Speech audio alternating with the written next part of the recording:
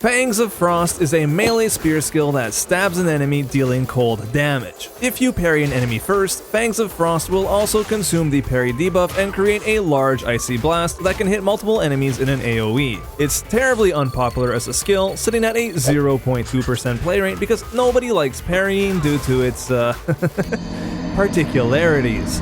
So, naturally, when I spun some wheels to choose my next random build, I got Fangs of Frost Chronomancer.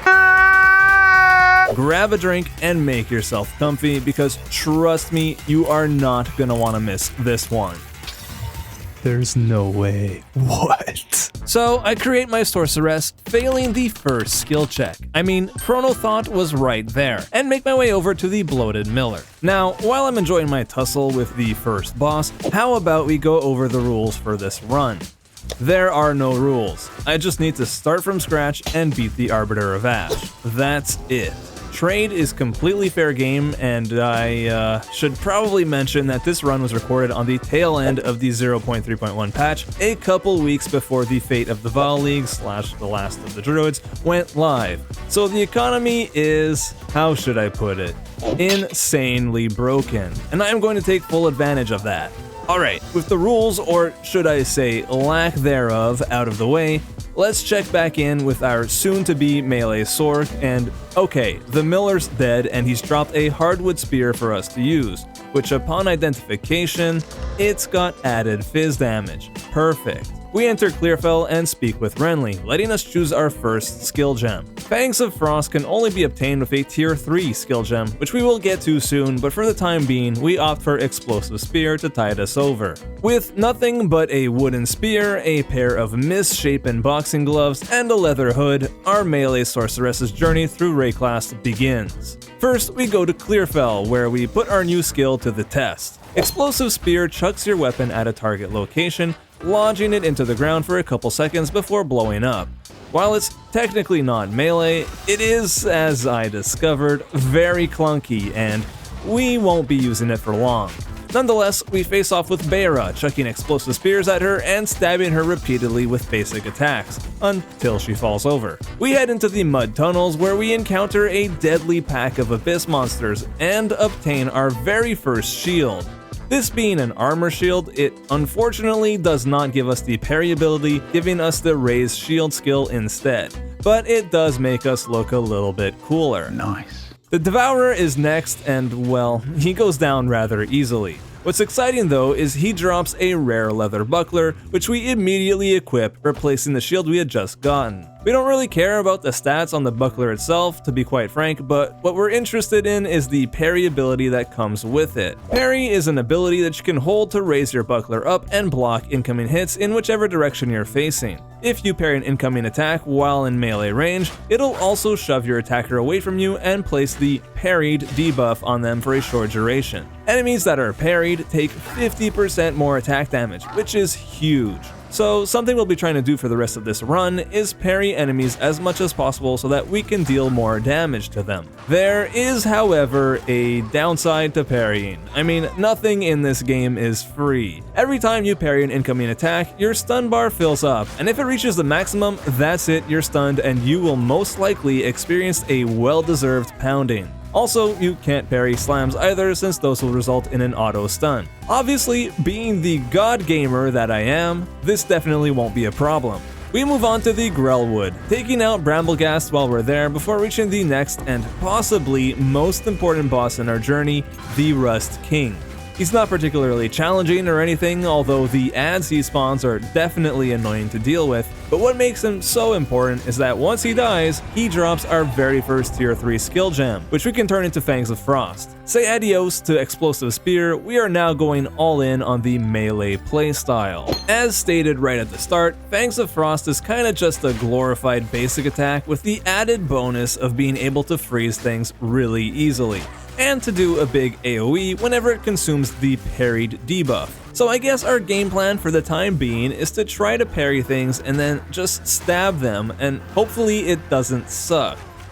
So yeah, standing around and trying to parry everything is not going well. I have a solution in mind for this problem we're facing, but we're not quite able to put it into motion yet, so we'll have to keep pushing through as is. The good news though is that freezing enemies and even bosses is actually really easy with Fangs of Frost, which I've gotta say is a lot more satisfying than I would have thought. It makes fighting bosses as a melee sorc almost easy.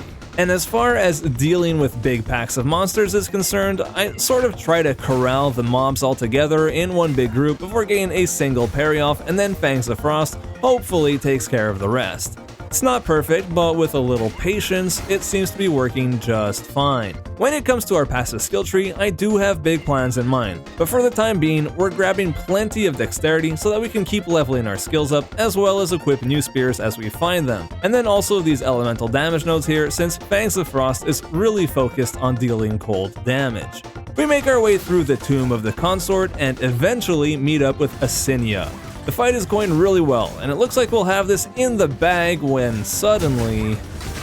Ouch! Yeah, okay, note to self, don't just sit there and face tank everything. Got it. We come back, try again, and this time actually dodge when we need to, securing us the victory. Next, we find ourselves in the Praetor's Museum, fighting off some Abyss monsters, and upon opening the little chest that pops up, we get a Lesser Iron Rune, which is very exciting. Not convinced? Alright, let me explain. Lesser Iron Runes are much more valuable than you might think at a first glance. They're relatively common when you're playing the campaign, but once people are in the endgame, they're impossible to get since they get replaced by Greater Iron Runes instead. Funnily enough, this leads to Lesser Iron Runes being much more valuable than the Greater ones, since they can be used on low-level twink gear to make leveling faster, whereas the Greater ones have a level limit on them and they're abundant. So I take it to the currency exchange in my hideout, where I find out that this one rune is worth something like 200 Exalted Orbs. Unfortunately though, there's a slight problem. Having started from scratch, we don't have nearly enough gold to buy 200 Exalted Orbs. It would cost 22,000 gold to make that trade, and we only have 1.5k, so that kinda stops us in our tracks. We'll have to either settle for selling it for much less, or be patient and farm up. For the time being, I'll keep making my way through Act 1, but I'll keep it in the back of my mind should we need exalts for something soon. We go fight Draven next and find out the hard way that you can't parry his projectiles without getting stunned.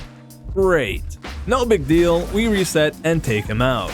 With Draven defeated, we get a handy level up which will let us put a point into strength. This is really important because that extra little bit of strength is necessary for us to support parry with the Steadfast support gem, allowing us to parry bigger and more hits without getting stunned. This should be a massive quality of life upgrade, and parrying should become a lot more reliable. Next up, we face off with Lachlan, who after a nifty little parry into freeze combo gets decimated and drops a very early subscribers orb. Yo, these things are pretty rare. Only 17% of viewers have gotten one. In all seriousness though, it would mean the world to me if you did hit that subscribe button if you're enjoying these videos. I'm hoping to hit 40k subs by the end of the year, and we're getting pretty dang close. With your help, I'm pretty sure we can make it happen. Thanks. Alright, next we grab the Cull the Weak skill gem for the sole purpose of culling bosses when they're down to 5% HP, which I could see coming in clutch at some point. And speaking of points, at this point I kinda cave and choose to sell that Lesser Iron Rune we found earlier for way under market value, just so that we could start trading early and take advantage of this skewed economy. Unfortunately, this means we let the Iron Rune go for a measly 23 Exalted Orbs instead of the nearly 200 it could have gone for if we had enough gold. Still, 23 exalts is a lot of purchasing power. The only issue with my grand plan is that now I'm all out of gold again, so I can't actually spend those exalts on anything. Thankfully, a solution for generating an endless supply of gold is beginning to form in the back of my head, but we'll need a bit of a startup gold for that, so off to the hunting grounds we go. We take down the bell-wielding crow, no problem whatsoever, and then in Freythorn, off of a random rare basket, find a sick hunting spear that doubles our damage. Amazing. We do some rituals, face off with the King of the Mists, who was honestly really easy. These freezes feel like they last forever, but hey, I ain't complaining. We're rewarded with the Gembloom Skull, which gives us 30 spirit and lets us pick up a spirit gem. Naturally, we grab Herald of Ice for our ice cold baddie.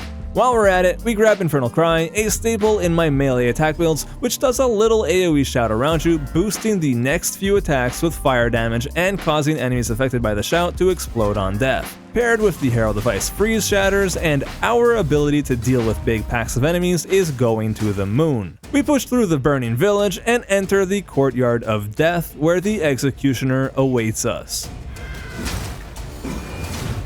And these freezes are so nice! Oh my god.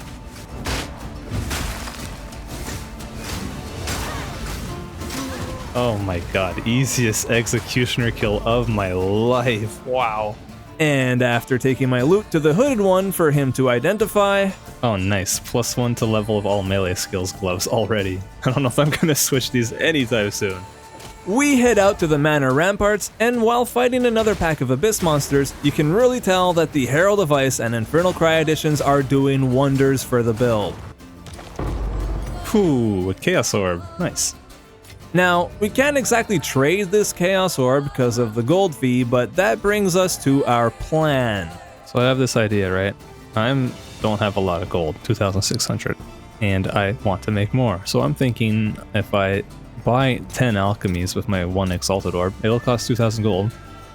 I can do that, and then I can alch all sorts of items that I get and sell those, and on average, I should end up with more gold. This is my thought process. We're gonna see if that works. That's what I think will happen. Candlemas is next, and well, this freeze is so busted. Oh my god.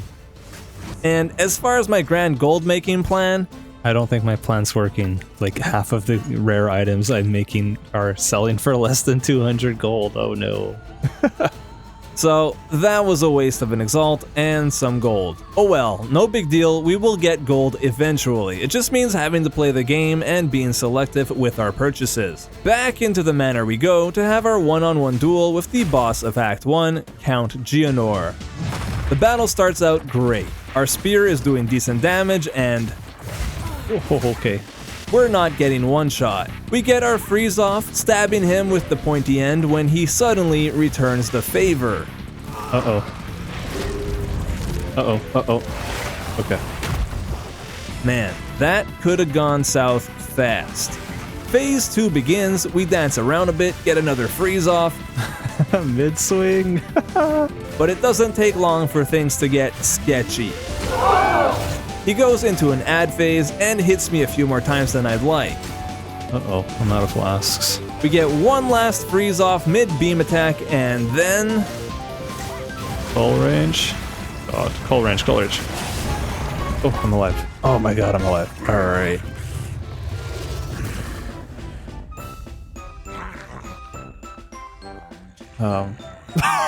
It's gone. Where'd they go? Where did they go? With Act 1 behind us, it's time to move on to the sandy dunes of Act 2, but I could really use a nap right now. Let me just, there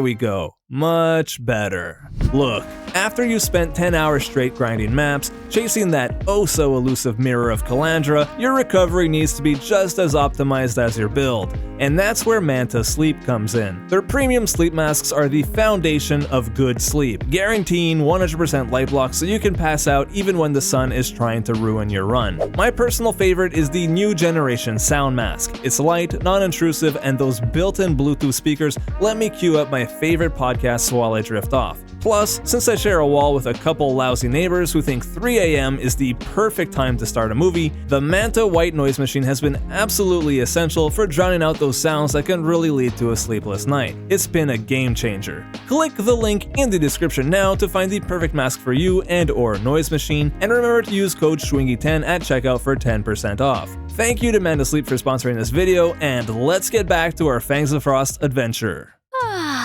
We wake up in Act 2 feeling perfectly rested, so we explore the Red Sands, looking for an albino chihuahua, and here he is. He gets frozen a whole bunch and summons his hyena army to swarm us, but our Herald of Ice explosions take care of them no problem. We catch a ride on the caravan and make our way through the act, killing a couple bosses like the Engineer and Balbala.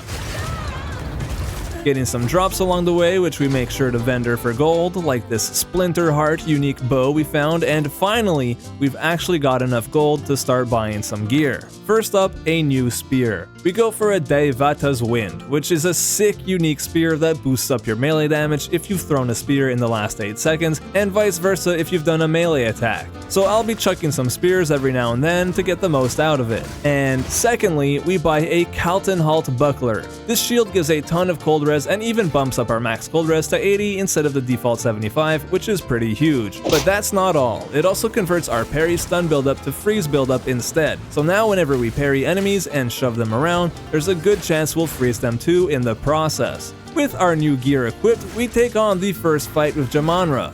We freeze him so often that after a while, he decides to peace out. At this point, we grab the Endless Blizzard node on the tree, giving all our cold skills an extra level, which of course applies to Fangs of Frost. We kill a snake lady, grab Glaciation on the tree for more damage, and pick up a new skill to replace our very simple spear throws, Glacial Lance. This chucks a spear in whatever direction you aim at, leaving behind a trail of ice, which is perfectly on brand for the build.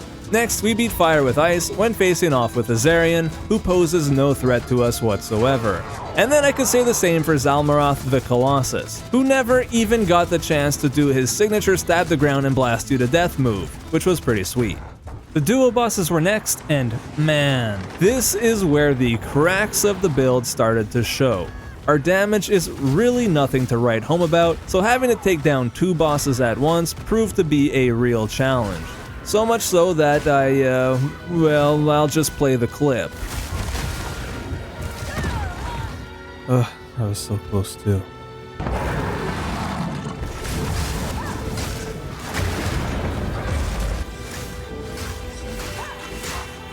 I am completely out of flasks. Not good. Come on. Come on.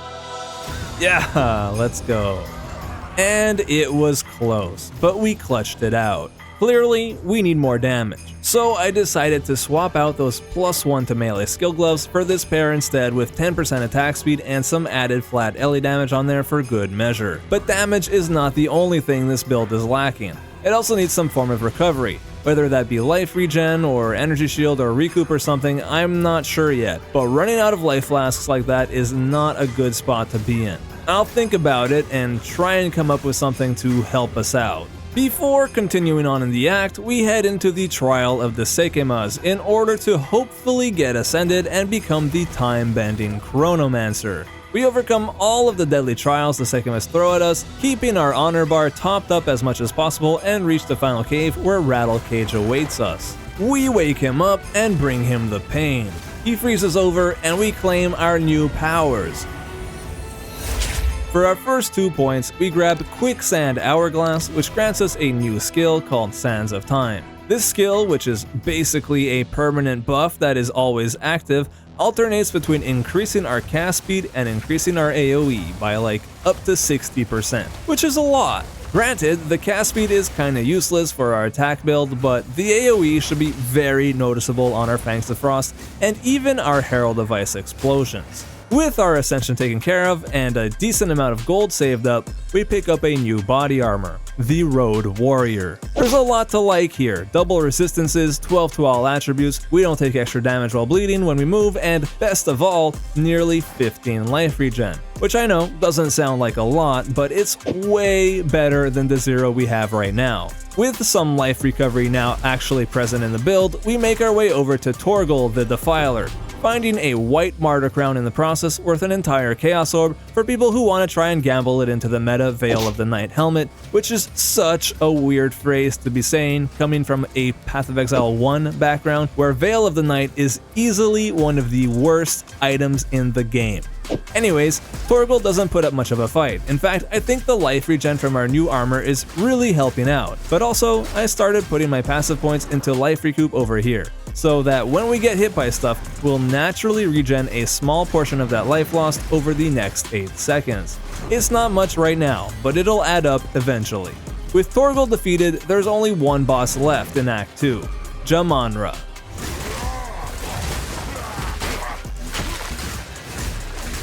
All things considered, this fight went really well. I mean, yeah, it took me like nearly 7 minutes to beat him, but I never felt like I was about to die. And look, I still have life flask charges left. Although, yeah, mana is becoming a problem on these long extended fights.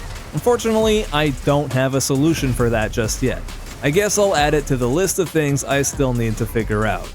With Jamanra defeated, we can move on to the deadly jungles of Act 3.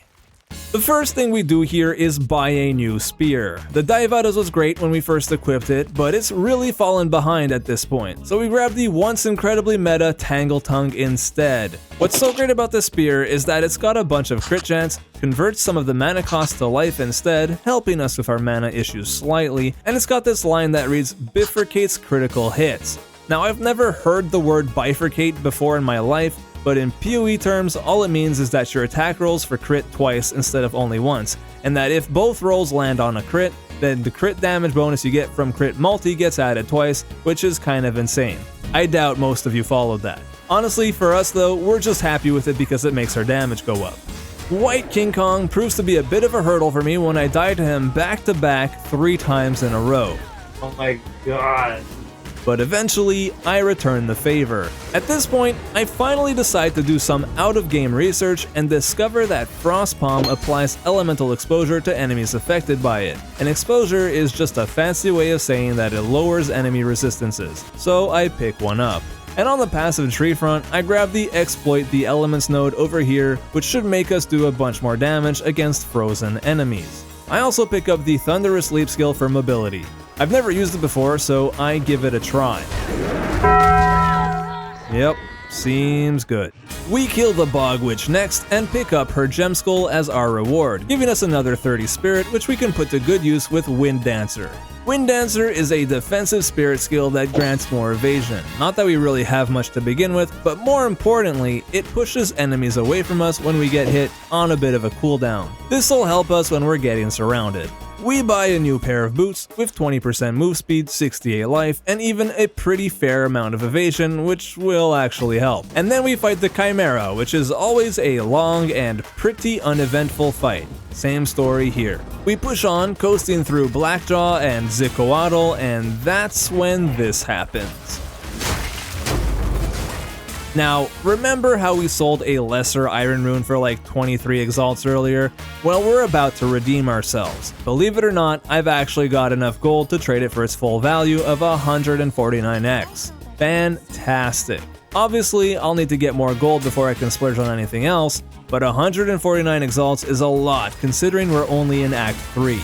We continue, gathering gold, and eventually buy a new ring for 2x with life, int, and a whole lot of resistance. I slam it with a couple exalted orbs since I have so many, and this is when I realize I am a complete idiot, since I've gone ahead and ruined it by giving it a level 52 requirement, FML. So I buy another ring instead. Classic. Feeling relatively strong, we go get our second trial taken care of, the Trial of Chaos. We get some pretty bad downsides, like the exploding blood ring thing that we have to be careful of, which is an absolute pain in the ass when also having to stick close to this floating statue to bring it over to the button, but we make it work. In the last room, the Trial Master offers us this Soul Core of Takari, a socketable item that gives you 11% Chaos Res when socketed in armor, which is huge. This thing is worth a ton, so now we just have to stay alive and beat the last boss here to collect our prize, which, speaking of... Good lord. No. Jesus Christ, get me out of here. Yes. And for our prize, sweet.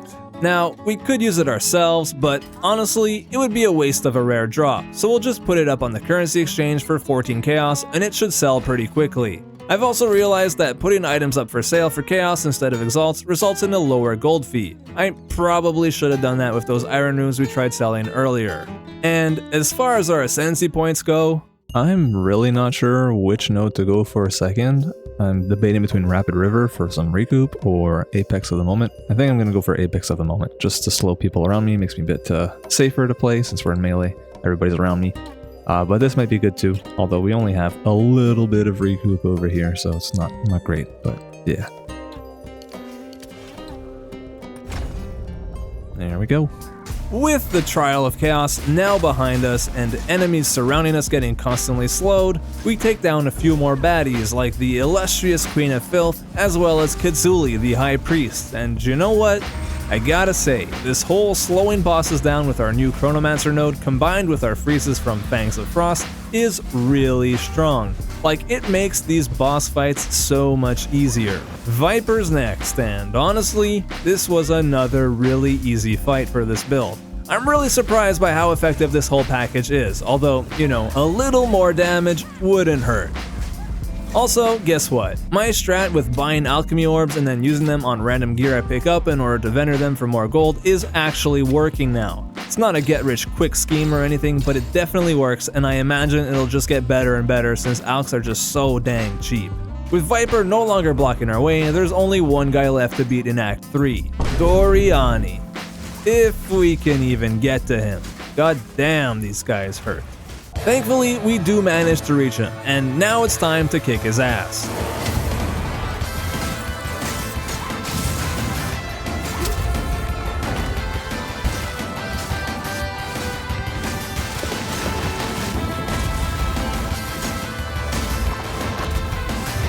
I guess we're way tankier than I thought now. We somehow never even took any damage to our life during that entire fight. Only our energy shield. That's pretty crazy. Doriani hops out of his little DJ Sona skin, and then we witness the cataclysm together.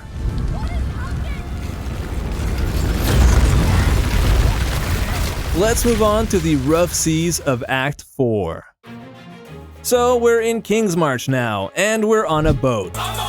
First things first, we pick up a new spear for 3 Exalted Orbs to replace that Tangletongue that served its purpose in Act 3. Then we take out the Blind Beast, at which point it occurs to me that I could probably afford to buy a perfect Jeweler's Orb to turn our Fangs of Frost skill into a 6-link. And sure enough, these perfect Jeweler's Orbs are only going for 30 Exalts, which is practically free compared to at League Start. We enter the volcano, fighting some really tough Abyss mobs. I mean, they were so tanky that I eventually decided to just run past them, and that's where we ran into this guy, Krutog. Krutog is either really tanky, or our damage just sucks. One or the other. To the point that we completely run out of mana and mana flasks and have to just wait for it to regenerate to be able to attack him. This sucks, but after the fight, I realized that I can swap out some supports I was using with cost multipliers like Embitter and Inevitable Critical for supports that are basically free, like Ice Bite and Rapid Attacks instead. This lowers our mana costs substantially. In order to help us take care of large packs of monsters more easily, we make another purchase, the incredibly popular Trample Toes. These boots have this mod here that reads deal 30% of overkill damage to enemies within 2 meters of the enemy killed, which translates to when you kill things hard enough, they blow up and kill things next to them too, which is freaking sweet. They do have a pretty hefty strength requirement though of 57, so we'll have to put some points into strength again, but it's well worth it. We move through the Halls of the Dead, blowing enemies up left and right with our new boots, and go head to head with Yama the Great, who once again doesn't put up much of a challenge thanks to our freeze and slowing down aura combo. Awesome. We then go visit Shrike Island, an island completely taken over by hostile birds, where we experience firsthand just how great these new boots are for dealing with abysses. Seriously, the clear speed we've just gained is undeniable. It's also at this point that I finally decide to add a curse to our setup, Elemental Weakness. Ele Weakness is great because it's going to lower the enemy's resistances, meaning we'll be doing much more damage to them. We won't be using this on packs of monsters very much, but it'll be useful against bosses so that we can bring up our single target damage considerably, which can be seen against this big bird over here. Back in town, I head to the currency exchange where I pick up a bunch of Gem Cutter's prisms which can be used to improve the quality of our skills, giving them various bonuses like more damage or bigger AoEs, and it turns out these are really cheap. 4 GCPs to 1x, meaning we can afford to put quality on pretty much all of our gems that need it. And wouldn't you know it, after maxing out our skills like this, our damage and clear speed and just overall feeling of the build has gone up substantially. It feels so much smoother to play right now. We put our newfound power to the test against Captain Heartland, who gets frozen 4 times over the course of our fight. Things are looking pretty good. Then we take down the Mega Shark over on this beach over here, followed up by our little 1v1 with Diamora, the Sea Witch. We continue with our gold making strategy because it's really working now. We run through the flooded jail and meet up with the prisoner. It's funny, our damage is still kinda laughable, but defensively we're doing so much better than at the beginning of the game. I think part of it is I've gotten better at parrying things at the right time, but the other part is that we just have a lot more life and energy shield to survive big hits that come our way. Next we head to Arastas, where Kanu betrays us, the little bastard, at which point we climb up the mountain and face off with Torbjorn.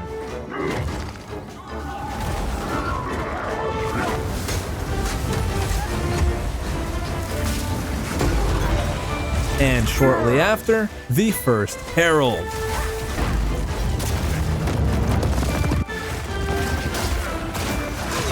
Who goes invisible after we beat him up. Nice. Kanu gets decapitated, goodbye Kanu, and Tavakai betrays us by stealing the big fancy spear we'd been piecing together. Oh, I didn't mention that? Well, lore was never my expertise anyways, go watch Kitten Cat Noodle. Speaking of spears, we buy another one for 1x. Man, these prices are just so good. It really makes leveling weird builds much easier than at League Start. To wrap things up here in Act 4, we head to Nakanu, where this happens.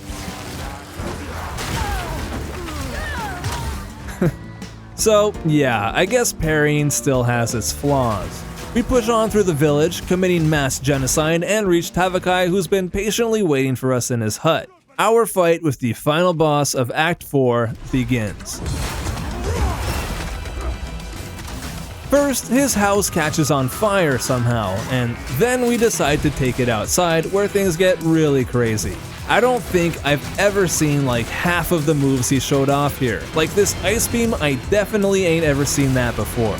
Besides that though, the fight went actually really smoothly. That new spear is putting in work. With Act 4 done, that marks the end of the campaign proper, but we've still got the 3 mini-acts known as the interludes to explore before we can get ourselves locked into the endgame. Now, before we actually get started in the interludes, I wanted to step back and take a moment to look at the current state of our build.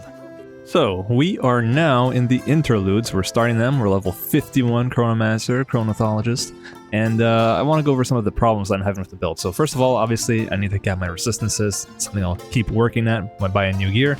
I'm going to replace this shield here that I have with Kalgira's Arc. This should give me infinite parry range, meaning that I'll be able to parry much more consistently. Right now, parrying is a bit of a problem because I have to get into melee range with people, and that has its own, drawbacks like getting surrounded. But with this one, I'll be able to parry from a distance. However, I'm going to be losing out on some resistances and some life, so that kind of sucks, but we'll see if it's worth the trade-off or not. And then the other thing about parry that I don't have a solution for is that often when I parry, I just don't know if a hit is gonna, go through my entire bar and stun me or not. And especially when I'm surrounded, I get hit and die really easily. I've got Steadfast too. I don't know if there is anything else I could be doing to make this last longer, this bar, and not get stunned as much. That's part of the problems. And then my damage, my single target damage is not that high.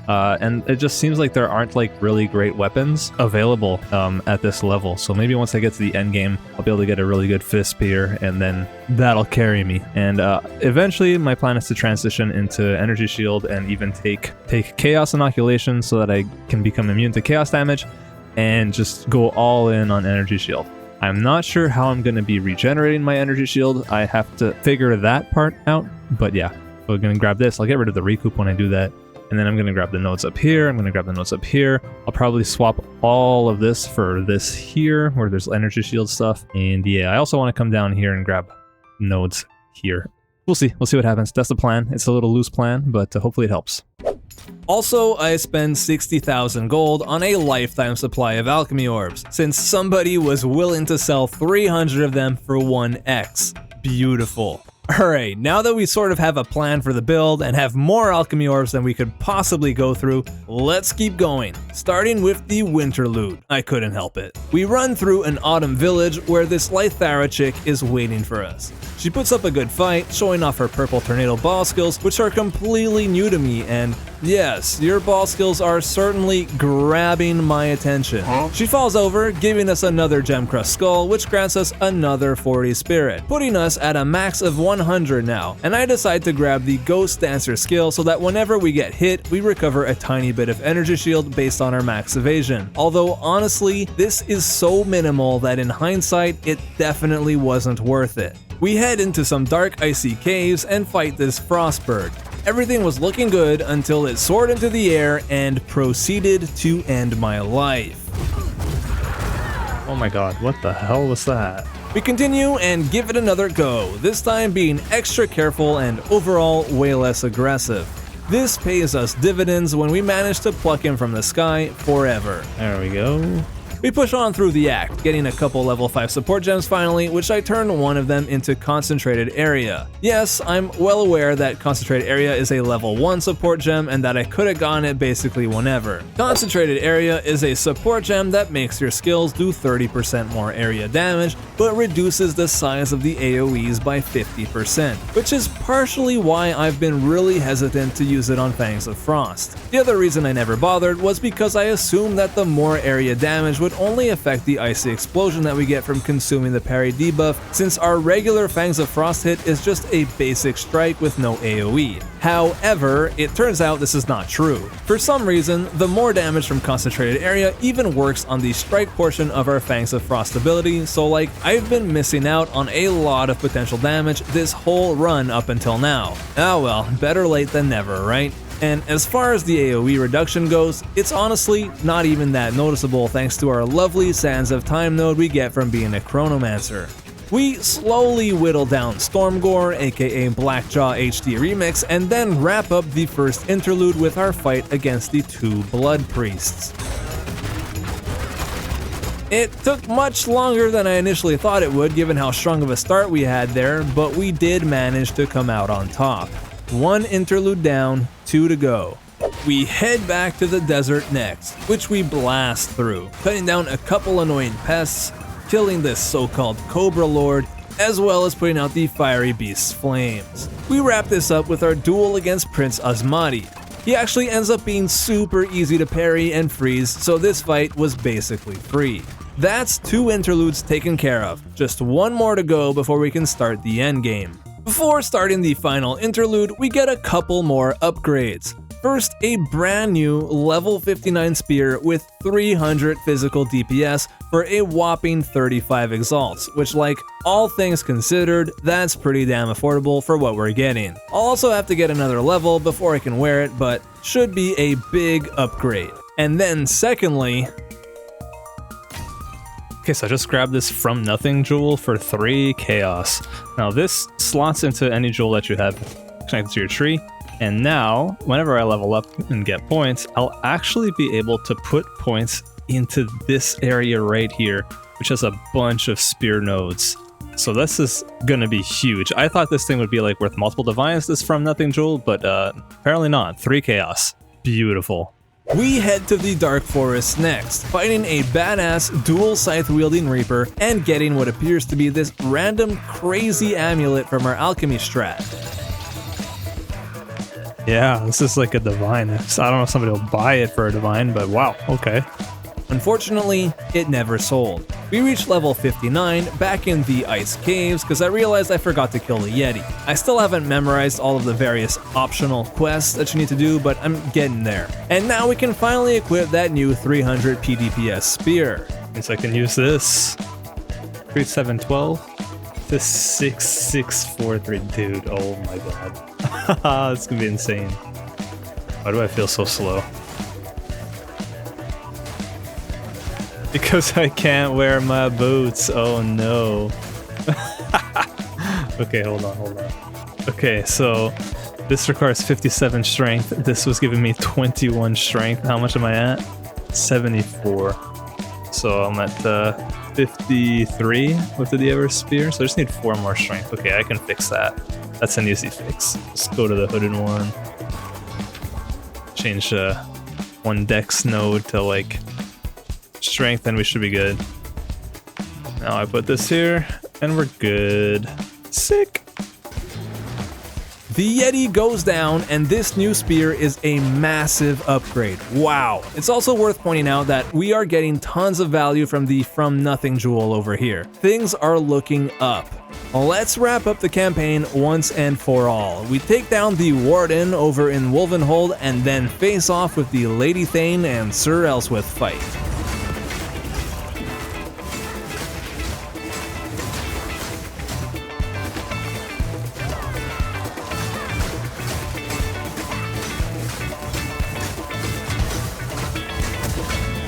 And that's the campaign done. Time to start pushing this chronothologist to her limits in the endgame. This is where we're starting. Now, I've already played 2 characters this league, so I have progress made. However, in order to simulate not having that progress, I'm going to be going either to the left or to the right. I don't know which way. But my goal right now is to go in a straight line as far as I can until I reach something called citadels. And citadels look like, let me go find one, like this. This right here is a citadel, and when we see one, there's going to be like a beam of light, something like that. That's what we're looking for, but that'll be way later. I'm not going to use the ones that I already found because that would be cheating. So I'm starting from here. I'm going to go to the left probably, and that'll take me, probably 10, 20 hours to do. And we have maps. Maps come in different tiers, and we go up to tier 16 or 15, 16, something like that. Once we get those 3 citadels, we got the stone, copper, and iron, then we can come here to the burning monolith and face off with the Arbiter of Ash, which is the goal of this whole run. All right. Let's get to it. So, with that scuffed explanation out of the way, we enter our first map. While in there, my loot filter goes crazy for a normal rarity heavy belt, which, if we were insanely lucky, could be transformed into a freaking headhunter with a lucky orb of chance. I could sell it for a few exalted orbs, but I think I'll hold on to it and see if today's my lucky day later on when I actually have a chance orb. Or at least, that's what I wanted to do. Unfortunately, I accidentally threw an alch on it when mass alching things, so I had to vendor it. Whoops. Hopefully we won't be making that mistake again. We take down the map boss while fighting a bunch of abyss monsters. I kinda don't like that abysses can spawn right on top of bosses, but what do I know? I'm but a humble random build enjoyer. We run a bunch of maps and get some essences and chaos orbs, and experience some very enjoyable Trample Toes gameplay. And then we fall over twice in a row in the worst map layout possible, Bluff. Oh, come on. No, oh, come on. We had to run the entire length 3 times in total because there are no checkpoints along the way. Why is that? We progress up the Waystone tiers, reaching tier 4 maps now, and that's when we run into our very first brick wall of the run. This tornado bird guy, which can be found in the Cenotes map.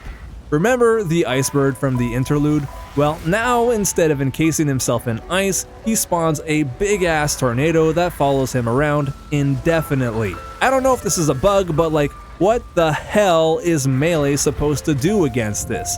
I don't get mad easily and I don't get mad often, but I'm not gonna sugarcoat it. This bird really pissed me off. Nicely done, GGG. What the hell is that? Bro, this boss is impossible.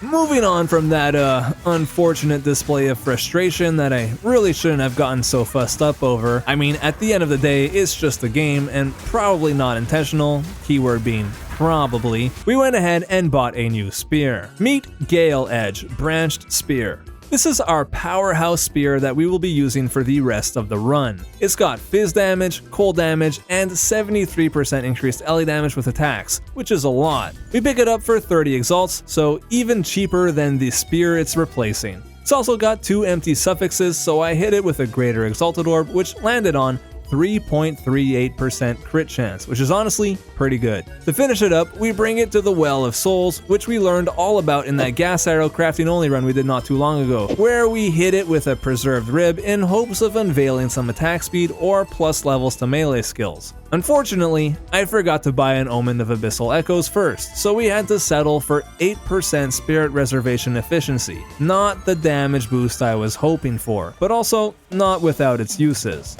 We keep mapping, doing our first breach, and farming some more currency before finally deciding to go do our 3rd Ascendancy. Back in the Trial of Sakema's we go.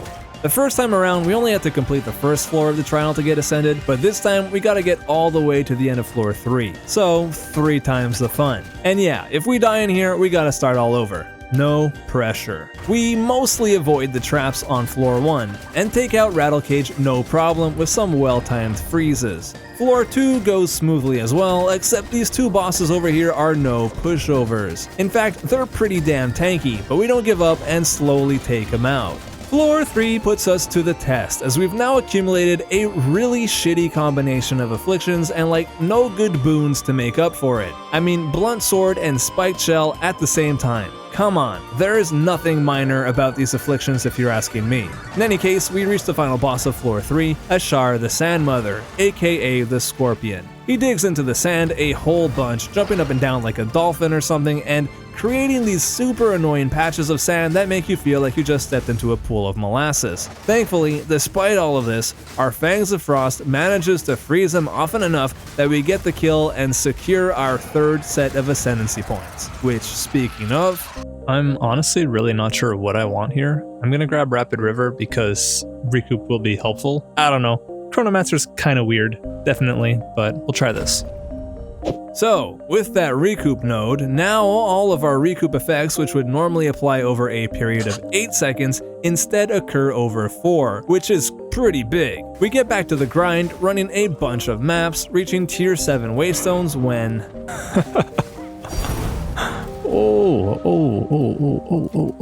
Wow. Oh shit, this is our first big ticket item. Like, it's worth more than 2 divines. Let's freaking go. While I'm not quite ready to make the jump to go in CI just yet, that's Chaos Inoculation for you non-PoE viewers, thanks for sticking around, I love you. I definitely want to get way more energy shield than I have right now. So to that end, we make a whole bunch of upgrades. First, this Sacrosanctum unique body armor that is really freaking cool and synergizes super well with our Recoup Ascendancy, giving us 200 base energy shield, 28 spirit, some strength, some int, 20% chaos res, 9% recoup, and making it so that our recoup effects also apply to our ES. What's not to love? As you can hopefully tell, with this equipped, our energy shield is actually recouping, which means it's not just like sitting at 0 half the time we're in combat. Next, we buy this pair of 170 ES gloves with dual res and some energy shield recharge rate for a cool little 2 chaos, and a new helmet with 300 ES and more of the same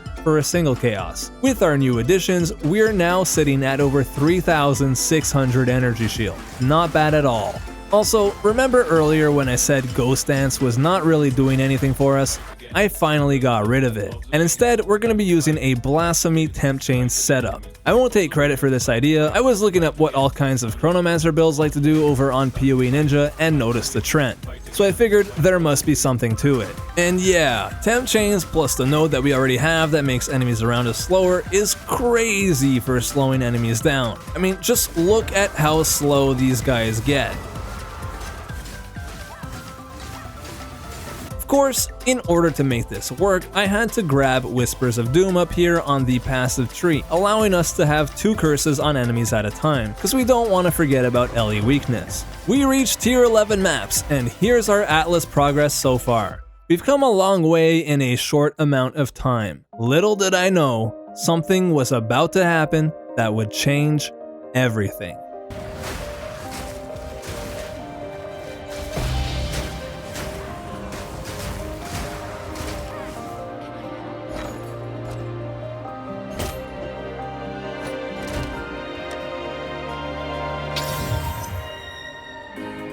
There's no way. What? No. Oh my god. That just happened. Yeah. Remember when I said, but I think I'll hold on to it and see if today's my lucky day later on when I actually have a chance orb. I didn't think it would actually happen. Not to me. Holy shit, guys. This is insane. For the few of you that are like, bro, what's a headhunter? Allow me to explain. This is the best mapping belt in the game. It is insanely rare, and basically when you kill a rare monster with it equipped, you gain all of the mods that Rare Monster had for yourself for 60 seconds. It's not only strong, it's incredibly fun, and I have not played with one in PoE2 yet. I cannot wait to try it out. But before we do, let's not get too ahead of ourselves. We pick up a Sun Splinter, a unique shield that gives us +3 to all cold skills for more damage, replacing our Calgira's Arc, which honestly, the ranged parry wasn't that big of a deal. 3 Exalts for 20% more damage. Where do I sign up? We also need to grab a new ring since we were getting cold res on our belt and well, Headhunter doesn't have any. Okay, it's time, let's go headhunting.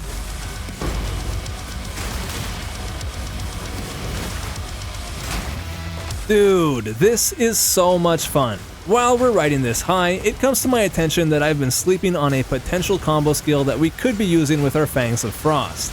Elemental Sundering. Elemental Sundering stabs the ground and releases a pulse that consumes ailments on nearby enemies and corpses. For each ailment consumed this way, an explosion occurs shortly after, dealing a ton of damage. So we hook it up with some support gems and test it out. It's kind of visually underwhelming, but the damage it does is pretty great. We'll definitely keep it around. We keep mapping, get to level 80, and run into 2 moments of Zen, which are tiny little rafts that you can visit with an old dude called the Nameless Seer, who offers you a bunch of free uniques to choose from. Unfortunately, neither of them have anything good, but RNG gonna RNG. We reach tier 14 Waystones and now get our very first tier 15 map to drop, which unfortunately, we actually fail because it rolled some tough mods on it and I died twice in a row.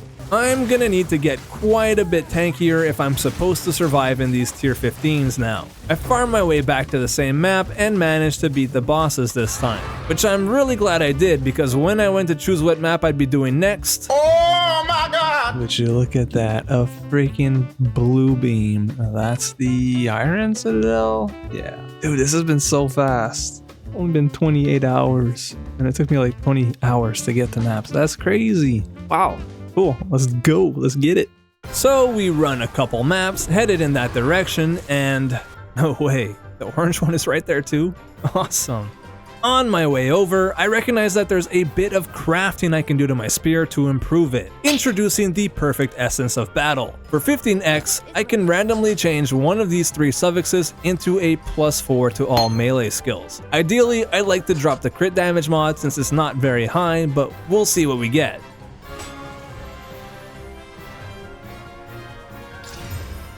Holy crap, it actually worked.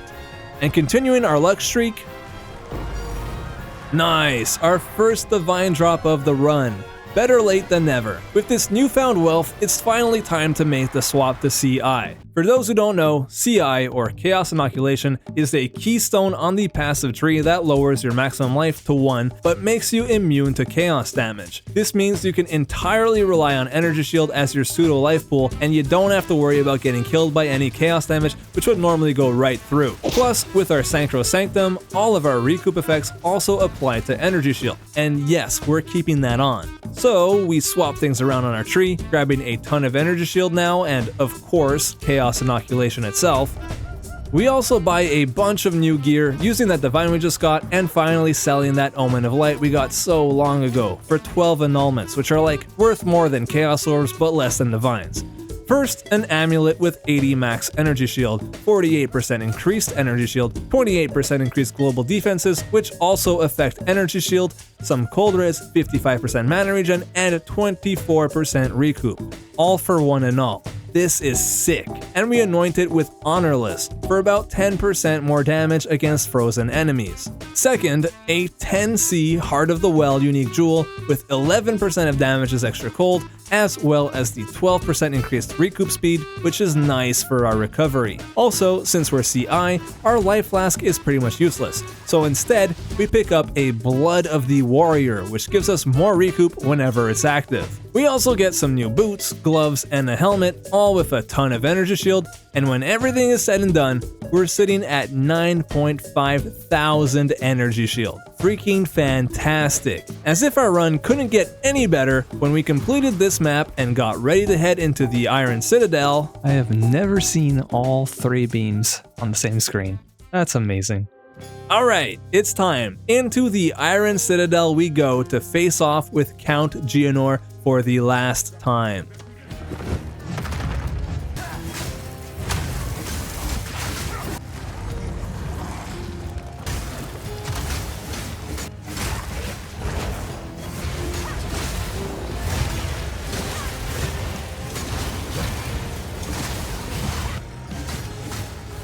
Oh my word, this was not easy. Our damage is yikes.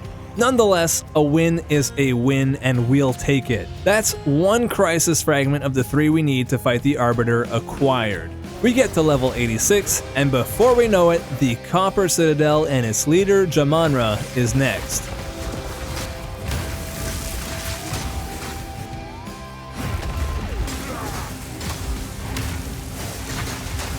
Okay, actually though, what the hell? This was so much easier. Does Geonor have like insane cold res or something? Oh, I just looked it up. Yes, he does. That explains it. With 2 of the 3 fragments now in our possession, there's only one more stop for us to visit. But of course, on the way over to the final Citadel, a couple things happen. Firstly, another Divine Orb. Awesome. And that enables us to buy a new belt because as much as I do love our Headhunter, it is completely and utterly useless against bosses like the Citadels and, of course, the Arbiter Vash. So, what should we replace it with? Well, here's what I'm thinking. A well-rolled Darkness Enthroned for 6 Chaos, the Helmet variant, which we then socket with 2 of these Talismans of Egrin that make cursed enemies take 5% increased damage. So when you add those up and account for the bonus from the belt itself that nearly doubles their effectiveness, this new belt upgrade is giving us nearly 20% more damage to cursed enemies, which like everything around us is cursed. So with our new belt equipped, we go ahead and try it out against Doriani in the Stone Citadel.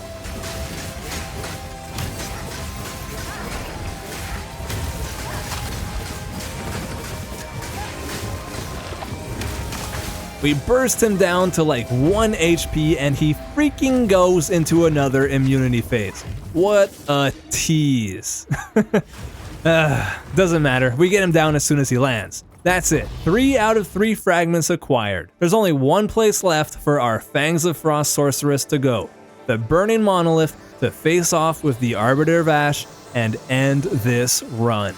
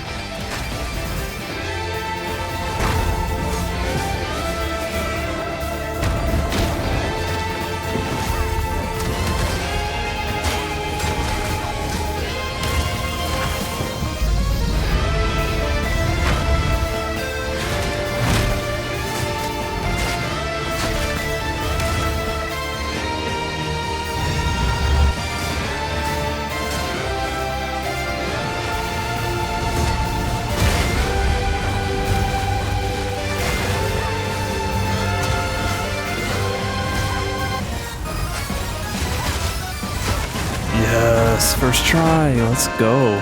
We've done it again. Taken a random skill, paired it with a random ascendancy, and made it work. And hopefully, after having seen all this, you're realizing that, hey, wait a minute, I can do this too.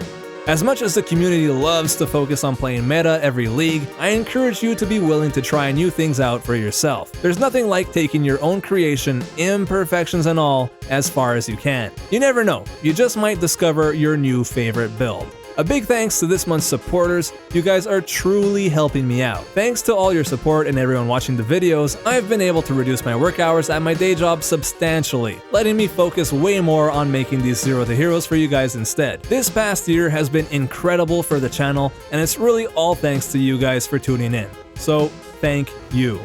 Happy holidays, and I'll see you guys in the new year for a Last of the Druids quadruple A Adziri run. Dudes, I cannot wait.